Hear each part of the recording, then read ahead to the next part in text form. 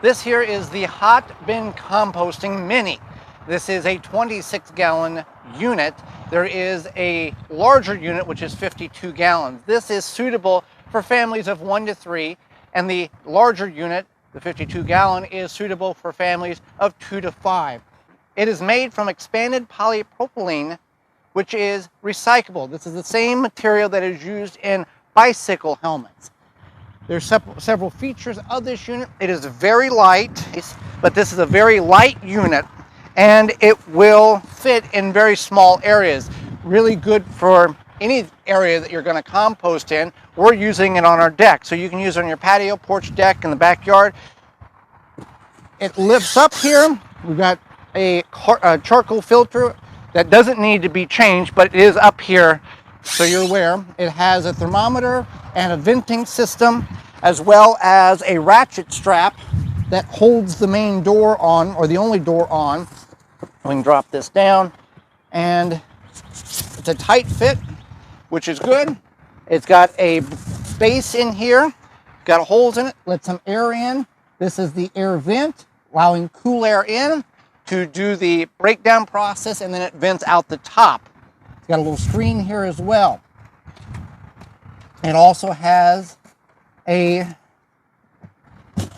area here which will catch the liquid of your compost that you can use and catch in any type of jar or device and use it as fertilizer.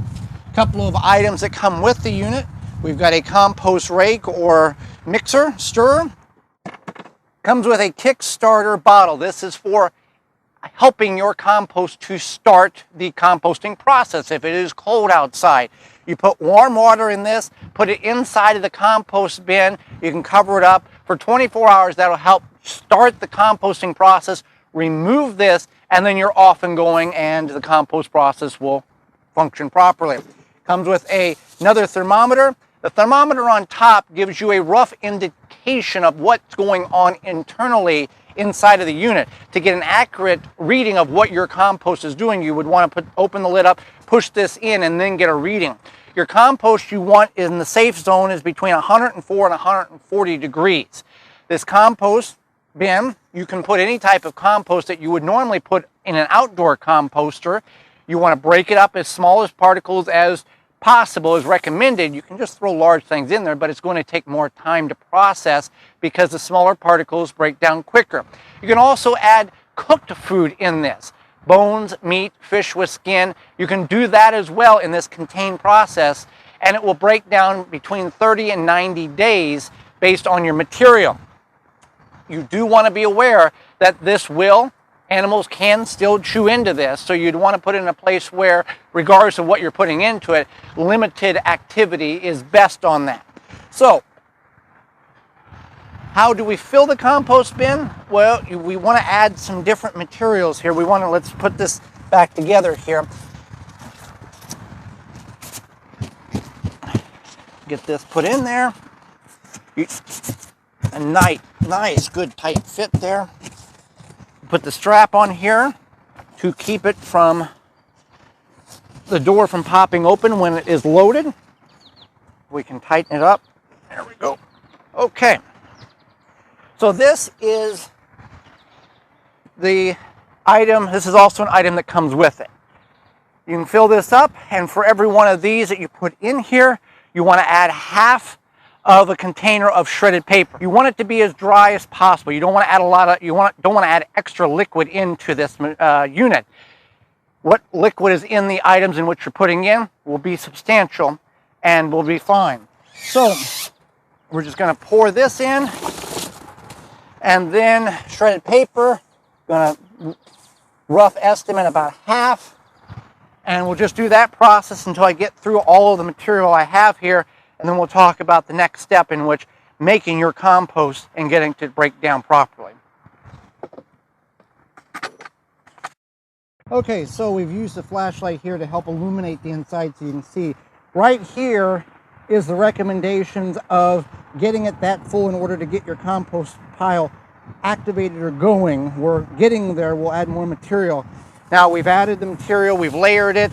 I can just mix it up slightly. Once you'll start seeing the thermometer really start taking off. You can put anything in here that you want. If you chop it up small enough, that will accelerate it. Anything from invasive weeds to weed seed heads, the whole deal.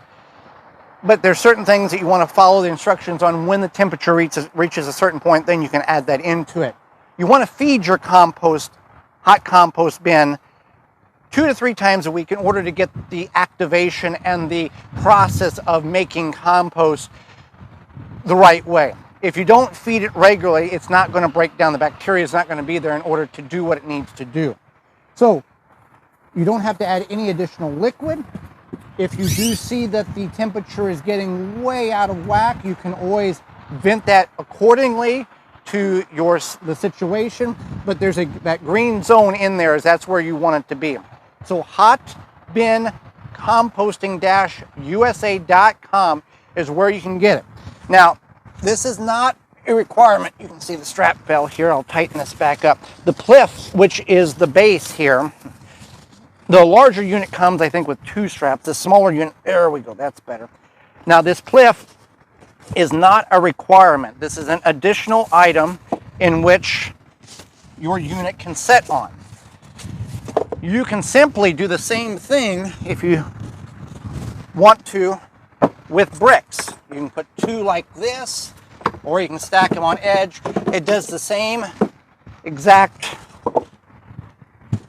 procedure.